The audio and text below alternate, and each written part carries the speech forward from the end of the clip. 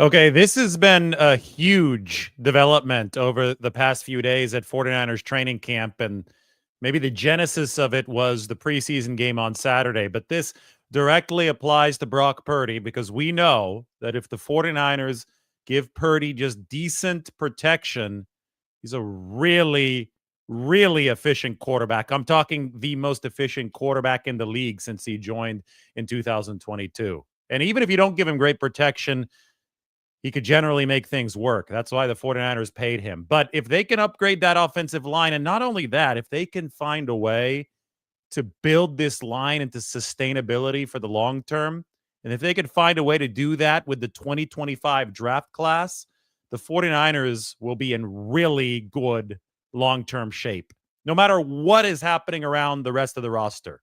Because the quarterback is the locomotive that drives the train. And you give the quarterback protection, well, then you're in a really good position to be consistent year in, year out, even with all the changes that inevitably happen at the NFL level. Well, it just so happens that this guy right here filled in today along the first string offensive line at the left guard position.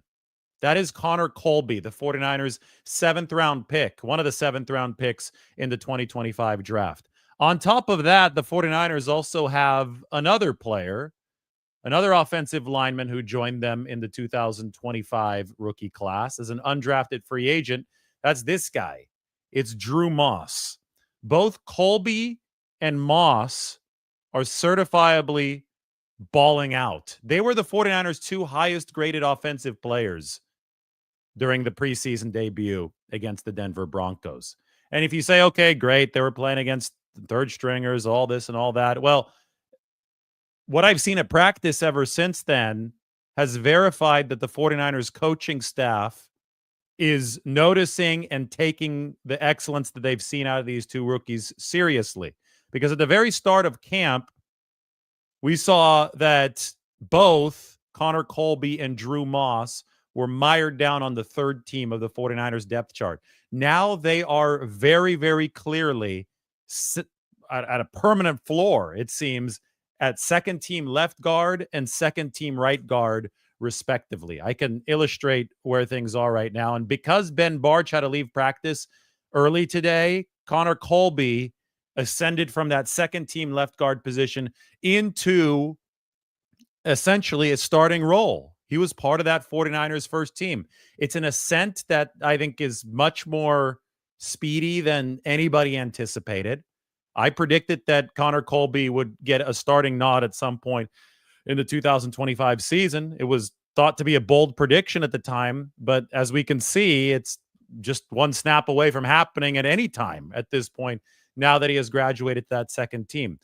This is the depth chart. Rookies are shaded in green on the depth chart. So you've got the 49ers offensive line across the entire formation, left tackle to right tackle. They're very happy with their starters, except that Ben Barch is going to have to prove that he's durable. I'm even going to shade Ben Barch's name in pink right here because he did leave practice today and head into the training room. But the first string by design for the 49ers is Trent Williams at left tackle, Ben Barch at left guard, Brendel at center, Dominic Pooney at right guard, Colton McKivitz at right tackle. Earlier in camp, before Ben Barch came off of NFI, you had Nick Zakelj over here as the first team left guard. Zakelj did not secure a lead in that left guard position while Barch was hurt. So when Barch returned, he immediately assumed the first string spot. That makes sense. What's been shocking recently is the speed at which Connor Colby has overtaken Nick Zakelj and the speed at which it seems that Drew Moss has overtaken Nick Zakelj. We know that Colby is ahead of Zakelj for sure because he filled in for Barch today with that first team when Barch had to exit practice. And it seems to me with Drew Moss getting consistent second team time now and Nick Zakelj playing on the 49ers third team offensive line, it seems that Moss is ahead of him as well. This opens up so many different lines of discussion. The 49ers have at least one rookie offensive lineman who they're at least seriously testing right now to see if he's ready to be thrown into some game day action. I know that we're still a good 3 weeks to a month away from the regular season, so you don't want to speak too soon on that front. But obviously, the trajectory here for Connor Colby and for Drew Moss, those are both positive ones. But I'm looking forward now to the 53-man roster cutdown, because if it were today, it'd be very interesting to me to see if Nick Zakelj even makes this team. One of the reasons why Nick Zakelj had been considered a shoo-in up until the last few days is because he has guard center versatility. So if you need a backup center, if Jake Brendel goes down, theoretically, somebody on your 53-man roster who could slide over and play that backup center position would be Nick Zakelj. However, you go back and you look at every single scouting report of Drew Moss. He played right guard and right tackle at Colorado State, but everyone who seriously analyzed offensive line play, and I read their scouting reports, they all say this guy might be better suited at the center position, myself included. I also thought that Drew Moss, looking at his measurements, might be better at center. He's a more compact frame. Usually when you got the more compact frames with a lot of power, they're going to be interior offensive linemen, but then you could take it up another notch and say, okay, this guy's a little bit shorter. This guy probably would fit best at the NFL level into that center position. And in a lot of cases, it's a big time compliment to the player because of his calmness and his cerebral ability to process what's going on, since the center typically has big time responsibility in that regard. Anyway, even though he hadn't formally played center yet, I think it's worth noting that these were the scouting reports on Drew Moss. And I also think that it's worth noting that Dominic Puni, the 49ers right guard, played center during Kansas's spring game back when he was, I think, moving from junior to senior year in college at Kansas. Puni played by that every single position at Kansas: left tackle, left guard, center during the spring game, right guard, and right tackle. The tremendous versatility of these young guys up front, Dominic Puni, Drew Moss, and potentially even Connor Colby, that versatility can give the 49ers serious options moving forward. Say that you think that Drew Moss can start developing as a backup center now, and say that you think you could keep Matt Hennessy on the practice squad. He's somebody who already has started at center, succeeded Alex Mack at the NFL level in Atlanta. Well, then all of a sudden you've opened up a roster spot because you can try to get Nick Zakelj through to the practice squad if that's your intention as the 49ers. And in the past, they've carried 8 offensive linemen. It seems very possible to me, based on what we've seen over the course of the past few days, that the 8 offensive linemen are the starting 5 plus Spencer Burford and then the 2 rookies, Connor Colby and Drew Moss. And I cannot overstate, if those 2 guys earn those 2 spots, if they earn spots 7 and 8 on the 53-man roster, the 49ers offensive line, I cannot overstate how positive that news would be for the 49ers coming out of this draft class. Because all we heard is they didn't invest in the offensive line. And that's all that we heard last year too. They didn't invest in the offensive line. And then I say, oh, well, where did this starting right guard come from? Did they not have to invest in the offensive line to pick him up? That was Dominic Puni. They invested a 3rd-round pick. It's not about where you get drafted. It's about how you produce once you reach the NFL level.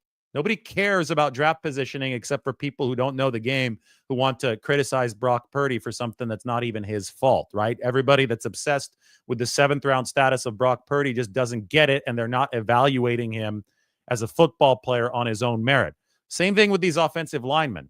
If Connor Colby can step in and become a player like Dominic Puni, if Drew Moss can step in and become a player like Dominic Puni, I don't care if they're 7th-round picks or undrafted free agents.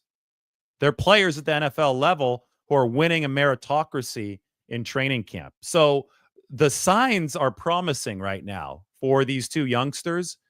This journey is not yet close to completion. We've still got 3 weeks until the start of the regular season, or maybe even 4 weeks, closer to a month, right? We've got about 2 weeks until the 49ers roster cutdown day. So we'll see how this all shakes out then. But we know what the pecking order right now is, and we know that there's been significant movement up front. And we know when we're talking about solidifying Brock Purdy's offensive line for the future, the 49ers are going to have to figure things out, probably at both center and left guard for the longer term. Dominic Puni seems like a good longer-term answer at right guard. Maybe Dominic Puni can give you even more at a different position like center or left guard. Some people are even saying, why not move him out to tackle? Well, right now you got Colton McKivitz, and he's making some nice strides for the 49ers as he's really fully matured into a veteran. But the interior setup of the 49ers moving into future years is something that should never be taken for granted. And if somebody like Drew Moss can be a long-term center for the 49ers, or even just a long-term right guard, I mean, that's technically probably more valuable since the physical characteristics are harder to find for a guard position than a center position. If they got two offensive linemen in this draft who could really be stalwarts for them, like two linemen with 7th round and undrafted free agent capital, boy, would be the, this draft was so focused on the defense. So I can't say that it'd be the biggest story of the draft, but it immediately vaulted up into one of the top 2 stories of what was a massive, massive draft for the 49ers. Speaking specifically of watching these guys, Drew Moss and Colby during the game against the Broncos, where they were the highest graded 49ers offensive players, I thought that Moss just put on an excellent display of quickness. He was mirroring footwork of pass rushers. He was getting in front of them. He was making sure that he wasn't a step too slow off the snap. His hand usage seemed really good. He even chopped down one of the Denver defensive tackles that was coming through. Now, keep in mind that Drew Moss especially was playing against third teamers, and Connor Colby was also further down the depth chart when this game happened. So the competition yet wasn't at the top of the NFL level for these two players, but you have to earn your way up the rung, right? You have to keep on climbing. And I think that is exactly what Saturday did for both of these players. It's really interesting because even prior to this game on Saturday, we started to get some rumblings that this might be an unusual situation, especially with Connor Colby. 49ers offensive line coach Chris Furster, a little bit over a week ago, discussed Connor Colby and a particular surprise about his game. That's his strength right now. Really is. He's doing a good job. He's had some troubles in one-on-ones, but not so much in teamwork. When the one-on-one deal is a little different, his technique is different, and he's working on it. But when you put him in the group setting, he's doing a really good job. It's one of his strong suits right now. Getting him to move quick in a run game is not quite. Even though they did it at Iowa, it's not up to par yet. That's where I would say his biggest gap is, and that's what's encouraging, because if you can pass block, that's a huge piece, and he can do that. The one-on-ones haven't shown it. That's been and that happens. It's like that sometimes. Is that a mild surprise? Just talking to some people coming out of Iowa, it was kind of the opposite. They thought that he might be ready as a run blocker, but would need a little bit more seasoning in the pass game. Absolutely surprised. I mean, we looked at him too. You didn't get to see a lot of it. And, there's a lot of things go into it, but yeah, no, it's definitely a surprise when he walked in. I said, this guy's gonna be able to pass block. I mean, right away you saw it. I saw it in teamwork, saw it in drill work. He's got things to improve and work on, but that was what happened with Dom last year. You walk in, Dom pass blocked, and you're like, this guy's gonna be fine because he can hold up and pass protect. So that was the first clue that there was something up here. When Chris Furster essentially compared Connor Colby to Dominic Puni, and that they thought that this guy was an more advanced run blocker than pass blocker. They thought that there was going to have to be a lot of work done on the pass blocking front, but the guy shows up in the training camp and is actually at the NFL level, which is different, right? It's not only harder than college, but the nuances and dynamics of the game are different. There's a much bigger cerebral aspect to it, even in pass blocking. Well, when you see that this guy is ahead of where you thought he was as a pass blocker, that's some of the best news you can get as an offensive line coach. So when Chris Furster said that about the guy on the right, Connor Colby, my ears perked up, because I remember Dominic Puni last year, and then he compared him to Dominic Puni, and Dominic Puni was a week 1 starter, and he was a really successful right guard.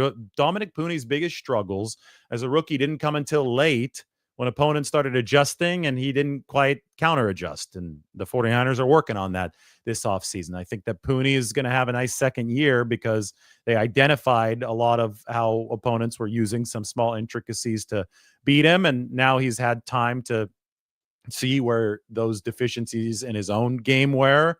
and he can apply the improvements moving forward. But you rewind a year, that's where Connor Colby and Drew Moss are right now. And it just so happens that both of these guys were the top 2 graded 49ers offensive players on Saturday. They are both now firmly taking second team snaps. I would say they're both suddenly ahead of Nick Zakelj on the 49ers depth chart. And yes, today, for the last half of practice, we saw Connor Colby, number 75 there, the run blocker out of Iowa, who apparently is a better pass blocker than a run blocker suddenly in a massive twist. We saw Connor Colby take first team snaps alongside the 49ers starters to end practice. Whenever there's a rookie offensive lineman doing something like that, we pay attention. That is the news of the day. So I was like, told Mike as soon as I came off the practice field today, we're talking about the offensive linemen in this show because we've seen developments on the depth chart at safety with Marquise Siegel taking those first team reps. We've seen D. Winters solidify weak side linebacker. But this right here, I mean, Siegel, that was, I think, a mild surprise that he's in the first team so soon for the 49ers, but we also understand some of the injury machinations there. But the fact that both of these guys are solidified at the second team spot already with 3 weeks to go until camp, and obviously the unavailability of Barch, we'll see what happened to Ben Barch, opened the door. But the fact that Colby was able to get to this point when so many people thought that this was just going to be a very raw project who would have to learn how to pass protect his rookie year, the fact that we're at this point on August 12th, I think is very, very significant news. You know, I always love to go back to Dane Brugler's scouting reports. He does such a good job on the beast. And, you know, reading some of his stuff about Colby and Drew Moss is awesome now in retrospect because you could see where the seeds here were planted. And you could also see how far away the 49ers are from the original scouting report when you listen to somebody like Chris Furster talk about Connor Colby's game. So here it is. Connor Colby grew up down the road from Iowa's campus. So he went to where George Kittle went to school with his parents, Susie and Jeff. Always a bigger kid growing up. He was a standout athlete and moved to the offensive line where he earned first-team All-State honors as a junior and senior at Kennedy High School, mostly playing right tackle and guard. A 4-star recruit, he entertained offers from Michigan, Ohio State, and others, but he had grown up a diehard Hawkeyes fan. He started almost immediately at Iowa and finished with 50 career starts, mostly at guard. All right. That's the first thing that stands out to me. 50 starts. He's experienced.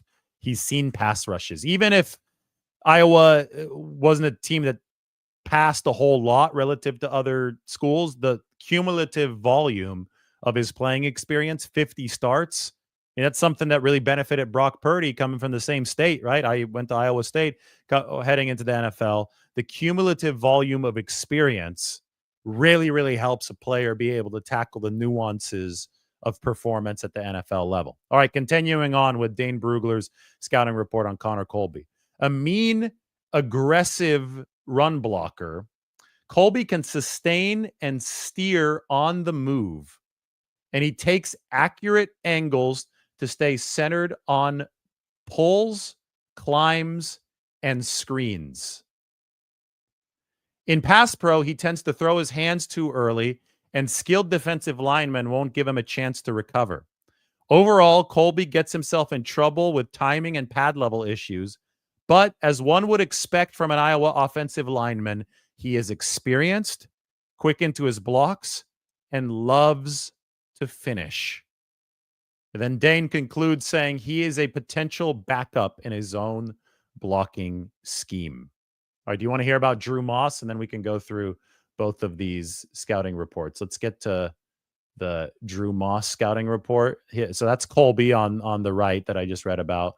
Next, we can read about Drew Moss, who's from North Texas, where he grew up with his parents, Douglas and Regina, both of whom were college athletes at Rice. Drew Moss was a 3-year starter on varsity at Richardson High, playing both tackle and guard, and he earned all-state honors as a senior. He also earned all district honors for the shot put and the discus. So he's an athlete. 55 on the left. A no-star recruit. Okay, I like that. That means the guy's a chip on his shoulder. If he's made it to the NFL after beginning as a no-star recruit out of high school, you know the guy's going to have a solid attitude. He's going to be hungry. Moss received mostly D3 offers until FCS Lamar offered late in his senior season. He started all 22 games at right tackle and 2 seasons at Lamar before entering the transfer portal and landing at Colorado State.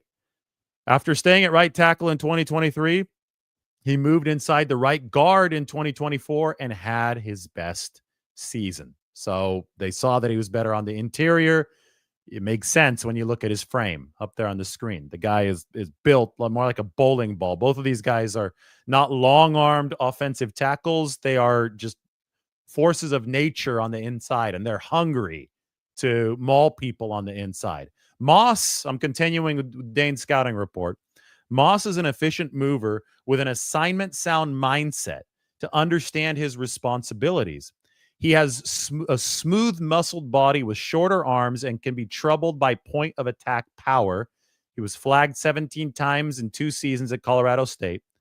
When his technique stays on schedule and he doesn't get overextended, he can show off his finishing grit. Overall, Moss might be a center-only option because of his measurables, but he has the tools and intangibles to develop into a potential reserve. Okay, those are both of the scouting reports on both of those guys from Dane Brugler on the Beast. As you could probably tell, it seems that he's a little bit higher on Connor Colby than Drew Moss. He didn't pigeonhole Connor Colby into a center projection at the NFL level, but he did pigeonhole Drew Moss into more of a center projection at the NFL level. When I watched the tape of both of these players coming out of college, I was struck by how similar they look. They're both mauling run blockers. And as Dane said, when Drew gets good leverage and gets out onto his spot, so he's in a good position to block, he can really show off the nasty finishing power that he has. Somebody like Connor Colby, because he played 4 years at Iowa, which is this mauling run school. Like, I mean, George Kittle had 36 catches over his 4 years at Iowa when the 49ers drafted him. That's why they fell all the way to the 5th round. Those guys hide a lot of what they do in the pass game just by virtue of not running a lot of passes. They really polish their guys to maul in the run game.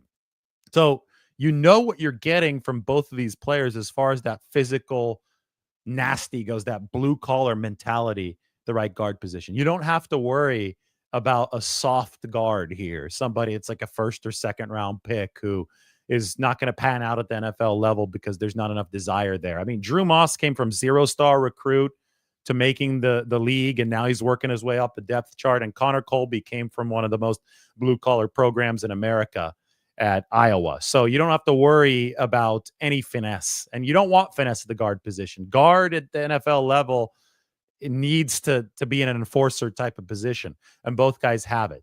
But where you do need a little bit more touch is in pass protection, and the 49ers aren't going to be running at the same rate as Iowa. So they do need players who are quick enough, who can anchor, and who are adept enough with how they're reading blitzes to be able to pass protect. That's how you get things better in front of Brock Purdy. And that's where the big surprise has come in the terms of Connor Colby's ability. And that's what Chris Furster told us about just over a week ago. These guys weren't giving up pass rush pressure against the Denver Broncos in their first preseason game. I think that made the 49ers really, really doubly intrigued about their initial analysis of these guys, especially Colby, is ahead in pass protecting compared to what we saw on tape in college. And I think that's led to the surge up the depth chart as of late for both of these players.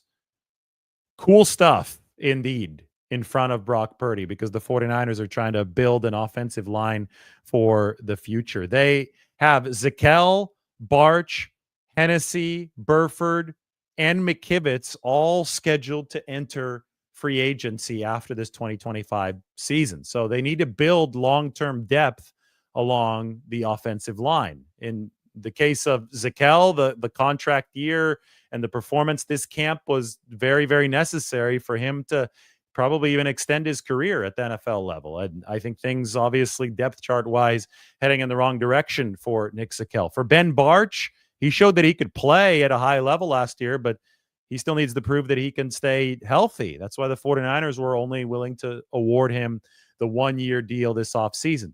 Hennessy is somebody who has started at the NFL level at both guard and center, but he's got to prove that he still belongs in this league, at least as a backup, and that might be his role for the 49ers if they need a second-string center this year. Spencer Burford, we used to talk of him as a guard. Now he is a tackle. Same thing with Colton McKivitz. Started his 49ers career playing some right guard. Now he is a tackle. So they're not part of this conversation technically with Connor Colby and Drew Moss and Nick Zakelj, because those guys are all playing on the interior of the line. All right, if you have any questions about these offensive linemen, let's shoot with the questions, because this is the biggest news of the past couple days for the 49ers. I understand that people are worried about the injuries at the receiver position, and I'll always cover, whatever roster machinations the 49ers have to make. The latest there is that Jordan Watkins suffered the high ankle sprain, and he's going to be out for a few weeks. But if the 49ers were able to find a couple real pieces for this offensive line, not just this season, but moving forward in this 2025 draft, that's huge. And we're starting to read the tea leaves that it may, in fact, be possible. You got Eric saying in all caps, make sure that you ask some good questions. There's a question here. How does Drew Moss make the team? All right, this is good. Let's look at the depth chart and take a look at some numbers. So this is the offensive line. I think my 53-man roster projection, by the way, is going to be coming out tomorrow morning on the San Francisco Standard. So please be ready to check that out. So if you look at the 49ers' entire roster picture, they probably will have to go with only 8 offensive linemen. If they go with 9, which is unusual for this team, they would be stretching themselves thin at other positions. Now, they may decide to do that because of some uncertainty regarding backup center. But in an ideal world, I think the 49ers are able to get Matt Hennessy back on practice squad. And Hennessy has been a starting center in this league before. So Hennessy could flex up to the active roster in case Jake Brendel gets hurt. And that way they have room to carry both Colby and Moss within an 8-player cap. I'm highlighting those 8 players on the 53-man roster. If you don't believe that you can get Hennessy back, if he gets poached away by another team once you cut him, then I'm not sure who your backup center is. You'd at least like to have a competent backup center on the practice squad. I know that I'm talking about Drew Moss as a potential center, but I don't know if Shanahan wants to toss a rookie right into that fray to be the first one off the bench to replace Jake Brendel in case there's an injury there. I think that Drew Moss would probably need a little bit more seasoning time for that. So I think that Matt Hennessy is the key for everything, because without Hennessy, you probably have to keep Nick Zakelj on the roster. And if you keep Nick Zakelj on the roster, all of a sudden carrying both Colby and Drew Moss would mean that you have 9 offensive linemen, and 9 offensive linemen might not be workable for the 49ers. It's all part of a bigger roster picture, right? Now, they might say, hell, we need to carry 9 offensive linemen because that's the only way that this works without us exposing Drew Moss to waivers. And maybe Moss balls out to such an extent over the course of the next 2 preseason games that you just have to find a way to make it work. You carry 9, you don't care. Moss needs to be protected at all costs. Colby needs to be protected at all costs. It's too early to make that supposition. They still have 2 preseason games to play, but we need to be ready for it right now as we're analyzing the 49ers, because the initial foray into this saw these guys grade out really well, and the 49ers are reacting accordingly with their rise up the depth chart.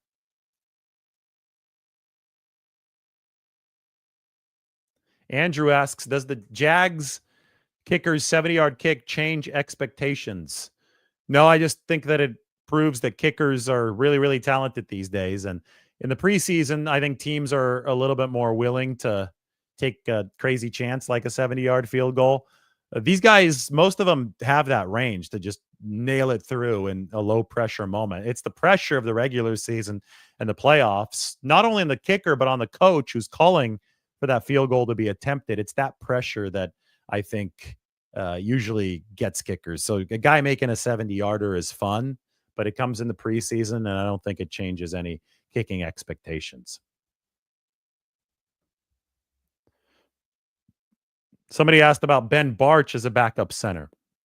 Theoretically, anyone who plays on the interior offensive line at any position, right, can play center. Because if you're a center, you're already a center. And if you're a guard, theoretically, your physical measurements are going to be able to deliver at the center position. But it's not just about the physical aspect of things. It's about the cerebral aspect of things. As the center, you're identifying safety rotations before the snap. You are calling out the protections before the snap. You're really a conduit between the quarterback, who is an arm of the play caller, and the offensive line if you're setting those protections. So you've got a lot on your plate mentally as the center in any Shanahan-like scheme. And when that's the case, you absolutely have to be trained up and trusted to handle that responsibility. Otherwise, the wheels can come off of the whole offense. A great example of center really being a position that could levitate things came with the 94 Niners. Bart Oates came over, and that allowed Jesse Sapolo to play guard. Jesse Sapolo was great at whatever position he lined up at. Awesome offensive lineman for the 49ers. One of their franchise greats, right? But when Bart Oates came over from the New York Giants for that 94 season, the last time the 49ers won the Super Bowl, they really were able to flex the adaptability of their offensive line. And people will talk all day about the star power, Steve Young, Jerry Rice, Deion Sanders on the other side of the ball, all the Hall of Famers on that team. But they also had a very versatile front under the late, great offensive line coach, Bob McKittrick. And the centerpiece of it was Bart Oates. Jesse Sapolo was also on that line. So was Harris Barton. I mean, these guys were good. And when the 49ers are trying to create as good of a front as possible moving forward into these future years, I think that it's so tempting to look at this from the outside in and say, oh my God, we need a tackle. And of course, every team needs offensive tackles. Those are the guys that go for the most draft capital, right? But you've got to make sure that you stay focused on building it from the inside out, because if you don't have an interior, things are going to be completely derailed in this league. Interior pressure is the great kryptonite of any quarterback in the NFL. There is no QB in the league that can win and succeed with pressure that's coming too quickly right up the gut. So that's why pass protection from the guard position, pass protection from center is so, so vital.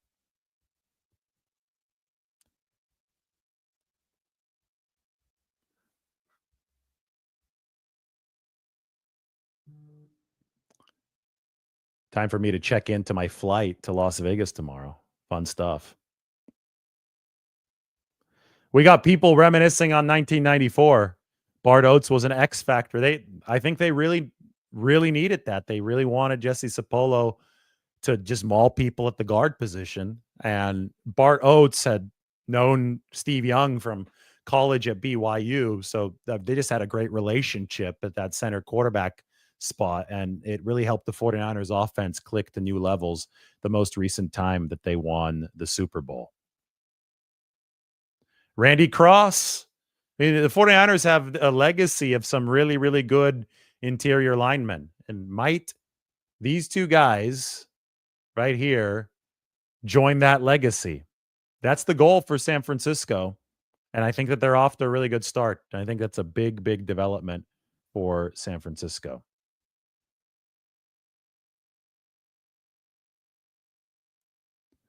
Who replaces Trent Williams when he retires? That's a really good question. Do the 49ers dip into the draft for a tackle next year? Do they trade for somebody? Does Colton McKivitz re-sign with this team? Does Colton McKivitz realize his goal of being a Pro Bowler this year, We talk about him running the hills of San Francisco 5 times a week. We talk about the really, really impressive ascent that he showed last year. I mean, he definitely surged forward last season. He went from the second percentile to the 56th percentile in terms of pass blocking efficiency amongst tackles. If he makes just half that improvement this year, he's going to be up at about the 70th, 75th percentile. He's going to be, a solidly good tackle. If he makes even more progress, like he says that he wants to make, then Colton McKivitz might be in contention for that Pro Bowl. I'm not crowning him yet, but I'm saying that he's on the right track. He's impressed the 49ers a lot. He gets to work against the best day in and day out at practice, and that's Nick Bosa. There has been a great day already at camp this year where Bosa and Colton McKivitz went 3 rounds in one-on-ones. Bosa won 1 round, McKivitz won the next round, and then Bosa said, I want to go again, and they stalemated on the 3rd round. So, I mean, that's stuff that wasn't happening in the past for Colton McKivitz. So he's taken things up another level. Maybe by the end of this season, when his contract expires, the 49ers will say, you know what? We want to pay you some big money to keep you around. He's going to have to prove that he's an actual A-list player before then. I don't think that he's proven that at this point because he was just above the 50th percentile last year. But it's definitely one of the options for the 49ers to get at least one of those tackle positions shored up. Now, Colton has played both left and right. He's filled in for Trent on the left side back when he was a much less experienced player. Trent wants to play 3 more years, including this one. He said that. He's on the record saying that. So if he gives you that kind of runway, that would be ideal for the 49ers because you can also then look into the draft. The problem is that if you're good and the 49ers hope to be good every year, you aren't going to be picking high enough to get one of the premier tackles. And it's a lot harder to project to the tackle position because arm length is such a big thing. So I think the 49ers have to take it day by day. They have to see where they finish record-wise. They have to see who they might be able to draft. They have to see how much Colton McKivitz might improve this year to decide if they want to pay him. They've got to see if other players on their roster make any development over the course of this season, and then they can go into next offseason with a firm plan at that tackle position.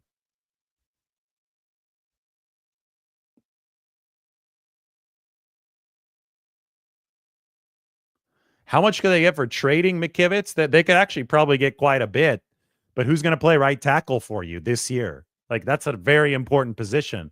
They need Colton McKivitz bad. And they have him at an absolute bargain this year. He's going to make like $4 million this year. And he's playing an upper half right tackle. So the trade value there, I think, would be significant, but who's going to, again, like there's downsides to everything. And who's going to man that position? Do you want Spencer Burford moving from the left side to the right side? Do you want Austin Pleasance playing right tackle? I don't think so. I think that you want Colton McKivitz out there protecting a very, very important part of Brock Purdy's offensive line.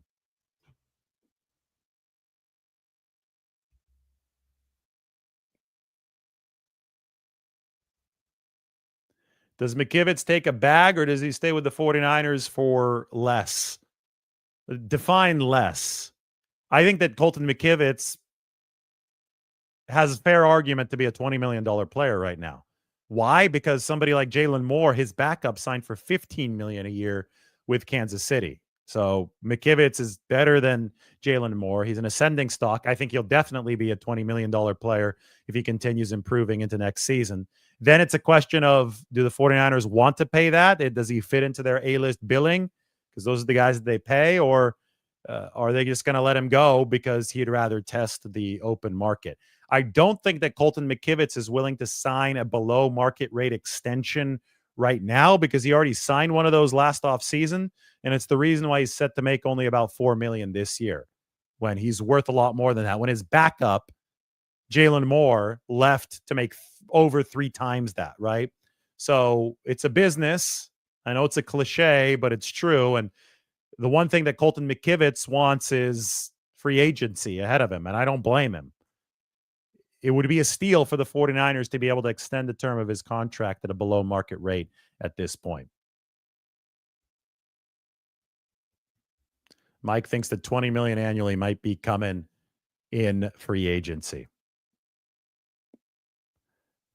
That's the way that the market is moving, and he is having a really good camp. The battle when you can battle Nick Bosa, Bosa's going to get his, but if you can get back at Nick Bosa a few times, that is usually a good measurement that things are breaking in the right direction for you.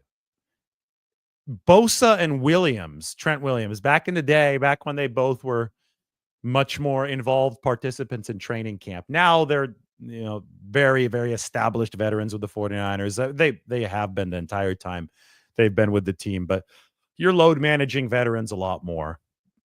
So back like I'm talking 2020, 2021, Bosa and Trent Williams would just have these epic battles back and forth at 49ers training camp. Anybody who loved offensive line play, who loved pass rushing, if you geeked out over that kind of stuff, just imagine watching two titans of the game, probably two future Hall of Famers. Trent for sure. I think Bosa's on that track as well. You just get to watch him go rep after rep in practice, and it was awesome. Nowadays, they take it a bit easier because they've polished their skill sets to the point where you want to keep them fresh for the regular season. You'd rather see them take some of the aggression, some of the violence out on an opposing player. But we saw a lot of that iron sharpening iron on a daily basis. And now Bosa participates in some of the one-on-ones more often than Trent Williams. Now it's Bosa against McKivitz. That set of three that I told you about, that reminded me of the old good old days when we got to see Trent against Nick Bosa. We saw two guys, two starting level players saying, hey, give me more. I want another rep. I'm pissed off that we split the first two. I don't like a tie. Give me another rep. And Bosa's like, line up. Let's go again. Christian McCaffrey back at Stanford when he was I'll say the Heisman Trophy winning running back there because he was robbed of the Heisman Trophy, but he should have won it. But back when he was a Heisman guy at Stanford, you'd hear these stories of him on the practice field where they would be going through some of the conditioning and they would put harnesses around two guys, and it would be like a bungee cord, and they would have both of the guys run in separate directions, right? And so you would have to, the goal would be to pull the other man against his will, and it'd be extremely strenuous anaerobic work. I mean, the kind of stuff that you get you super nauseated as you're trying to drag the other guy in the opposite direction of where he's running, right? They just think about the toughest squat or the toughest max lift that you could do. And then you're doing this against another football player, D1 guy who's trying to fight you. And McCaffrey, apparently, just because he was psycho, would lock in and beat guys that were even heavier than him on the roster. Something that's really hard to do in a drill like that, a workout like that. If you got a weight disadvantage, you're probably not winning that. But they would put McCaffrey up against linemen. They would put McCaffrey up against heavier linebackers, and he would win. And not only would he win, he would, the strength coach would normally give guys like a minute, 2 minutes in between the reps here so they could kind of calm their heart rate down, because this is like really, really tough work. So you'd have like a little bit of a rest to get your oxygen. McCaffrey would get right back to the starting point and would be tugging the guy who he just beat back to the starting point as well. And as the strength coach told me, he'd be doing it just so he could kick his ass again. Like, I just kicked your ass. Now get back up so I could kick your ass again. That's how psycho Christian McCaffrey is when it comes to working out. That's what he did in college at Stanford. Anyway, I just do that to illustrate that I got those vibes that one day when Bosa and McKivitz were going at it in one-on-ones at practice. They wanted to line up again because they were very unhappy that it was a tie, that one guy won one rep, the other guy won the other rep. They wanted a third rep. And that, ironically, fittingly, whatever you want to call it, that third rep did end up a tie. But it was good competition for the 49ers, and it's something that should yield benefits for them on the actual football field. Yep, that's a lot of ass kicking. How do you think Christian McCaffrey turned into the player that he is? I mean, he's got the genetics. We get that. But he also has the mental drive. And that's why Kyle Shanahan likes to call him a psycho so often. This is a guy who he's wired a little bit differently than your typical NFL player who's extremely competitive.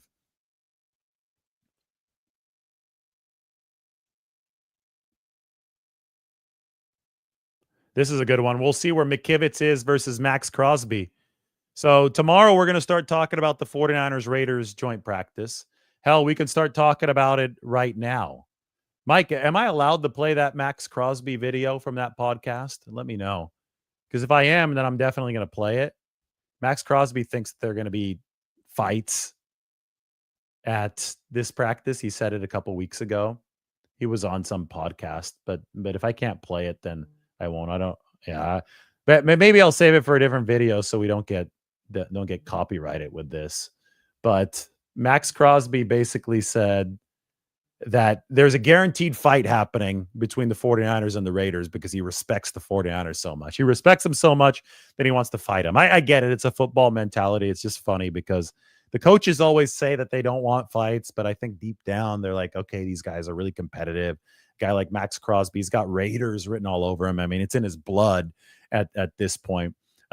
It's going to get chippy, and he's going to get an opportunity against the Colton McKivitz. He's going to get an opportunity against the Trent Williams. I think that's the headlining matchup of this training camp joint practice.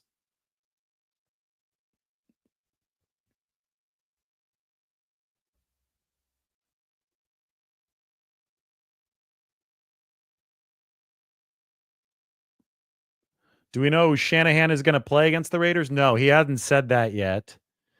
I think that Kyle is right now. I think that he's weighing the injury situation on a daily basis and then weighing a risk reward going into the game. If this was an ordinary situation for the 49ers, they would play the starters about 2 series, and then they would go to the 2s and the 3s. So that essentially everybody, except for maybe guys like George Kittle, who are totally under bubble wrap, everybody has to play and contribute. And then in week 3, the 49ers would move to playing the starters a full half for the dress rehearsal. That is under normal conditions. I understand that the 49ers are weirdly injured at certain position groups right now. This is one of the wildest things to me because you could look here. They're very injured at running back. They're very injured at receiver. They're not injured at all at tight end. And up until today, there was no issues on the offensive line. Ben Barch might have an issue. We don't know what it is yet, but he did leave practice. That's why Connor Colby moved into the starting lineup. But still, relatively clean health along the offensive line, right? They're very injured along the defensive line. They have 3 injuries in a secondary, and then they have nothing at linebacker.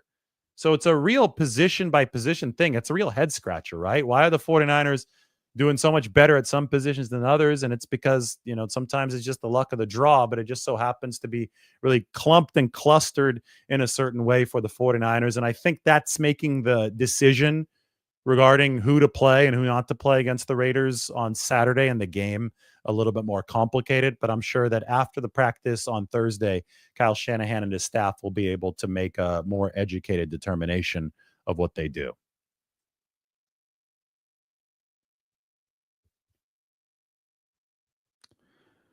Big Brick 84 says Max can be the true test of the left tackle 2 spot. Let Dillard and Prince get reps against him. That's Andre Dillard and Isaiah Prince. Prince already shut him down when he was with the Bengals. Is that the 2021 season when the Bengals went all the way to the Super Bowl? They beat the Raiders. I think Crosby has turned into a better player since then. Crosby seems to have improved every year. I mean, speaking of a workaholic, that guy, I mean, he puts a lot of detail, a lot of attention to detail into his game. And I know Isaiah Prince was starting for the Bengals during that Super Bowl run as a backup tackle. So the fact that he handled them decently in that 2021 season, that says a lot about Isaiah Prince. Does he have any of that juice left to potentially climb up the ranks at the 49ers tackle spot? I mean, I've been talking so much about the 2 rookies, Connor Colby and Drew Moss, moving up into the second team conversation at guard. But we do need to talk about the potential of some guys moving up the conversation at tackle. Right now, I've got Andre Dillard and Isaiah Prince not making the team at left tackle. They've been taking 3rd team reps, but maybe they can graduate to the second team. Maybe they could give Spencer Burford a little bit of a push. Right now, it's Burford that I think clearly is the second team left tackle. Austin Pleasance is the second team right tackle. All of these guys can be tested by what the Raiders might bring to the table on Thursday.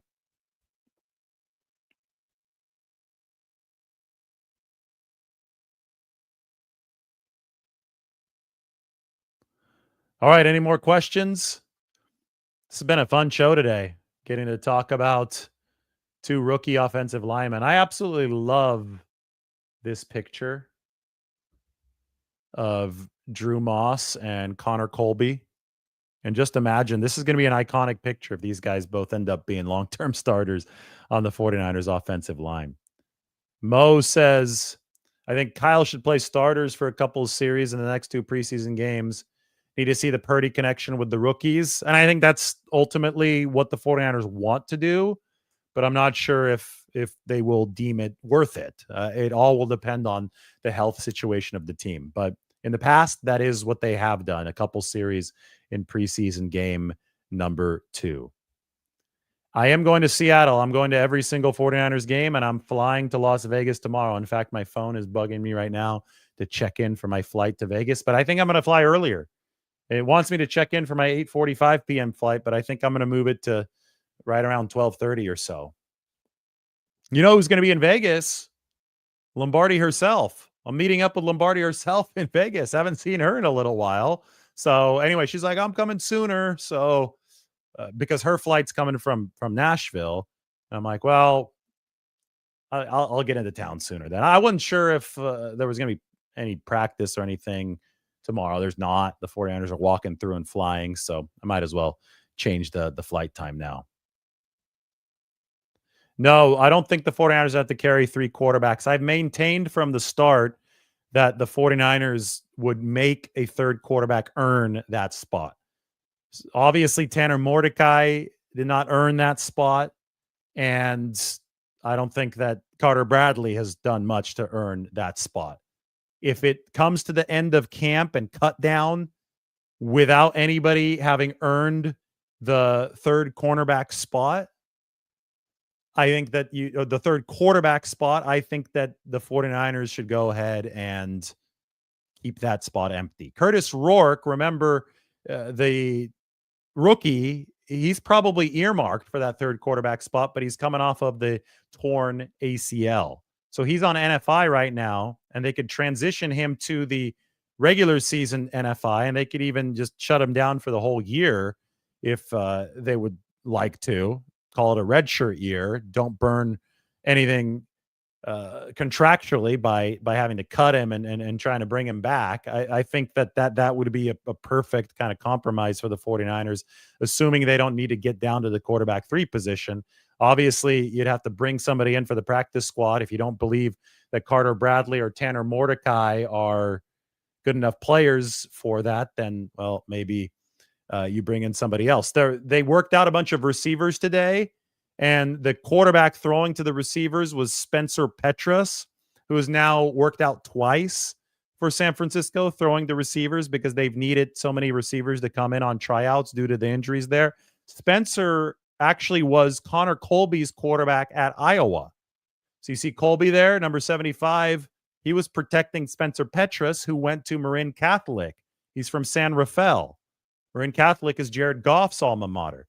So he's a local quarterback looking for an opportunity, and the 49ers have at least given him an opportunity to throw to receivers who they're working out. Malik Turner and Frank Darby, who used to be with the 49ers, were just 2 of the names that the 49ers were able to bring in there today. So they're probably going to sign a receiver ahead of this practice against the Raiders just so they have enough guys to take the necessary reps so they're not overly risking any more injuries.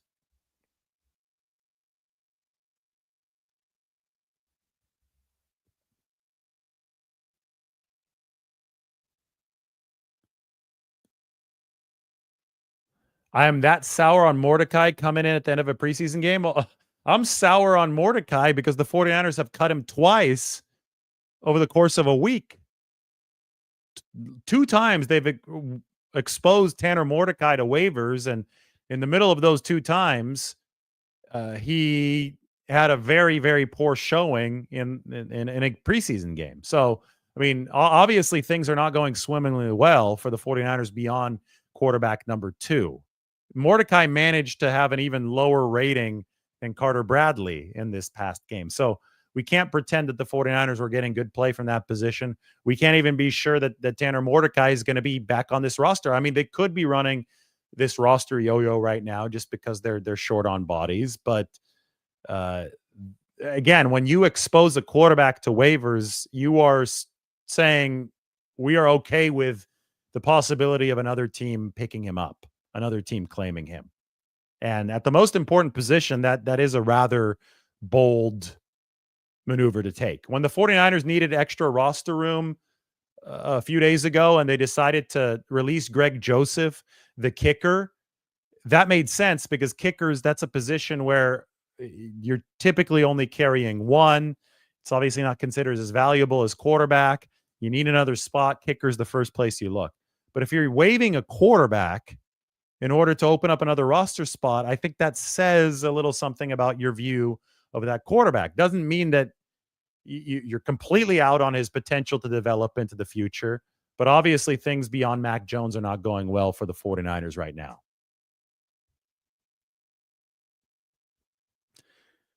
Filiberto asks, does anybody know if Moss or Colby can play center? Neither of them has at a higher level, but I think that they both have the physical capabilities of playing center. And I think that's something that could unlock everything for the 49ers when it comes to the future of their interior line. If both of these guys can play, and if one of them can play center, then all of a sudden, and especially if Matt Hennessy can stick to the practice squad for the 49ers this year, all of a sudden you've got options. The options multiply because Nick Zakelj had been assumed to be a shoo-in for a roster spot because of his center versatility. But if you can find the center versatility elsewhere, then it completely changes the numbers and it completely changes what the 49ers are compelled to do and as far as carrying a specific player on the 53-man roster.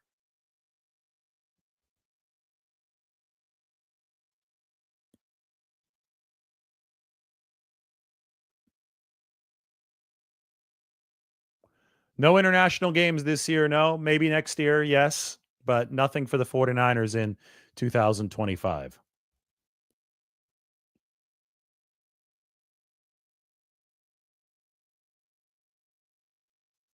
No, there are no big-name free agents I see the 49ers getting at this very point. Maybe if that receiver situation looks really bad closer to week 1 and they can get a decent deal with an Amari Cooper or Gabe Davis, who's already visited them. Maybe that's on the table, but I don't see that at this point. They are in a cap crunch right now, and they've got to be efficient with how they're spending their money so they can stay sustainable moving forward into 2026 and beyond.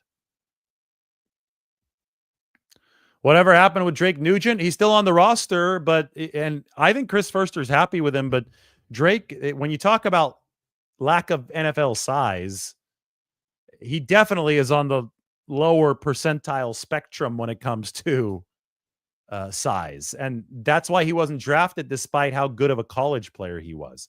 But there, at a certain point, there are just physical realities at the NFL level that you have to be able to meet. And if you don't, well, it's going to be hard to crack a 53-man roster and play. So I think they like a lot of what Drake Nugent has brought, but I think that his ceiling is definitely limited by his size. Yes, Russell Gage is going to make the 53. I'm confident of that. I don't know where I'm going to stay in the Seattle area yet, but I'll check out Woods Coffee if I do stay in Bellevue. Thank you. Got to get the hotel for that Seattle trip. Taqueria Cancun. No, I already ate at Truly Mediterranean. Unfortunately, it's not Taqueria Cancun time. Didn't want to eat too late. Got a big travel day tomorrow. So already ate before we went live today.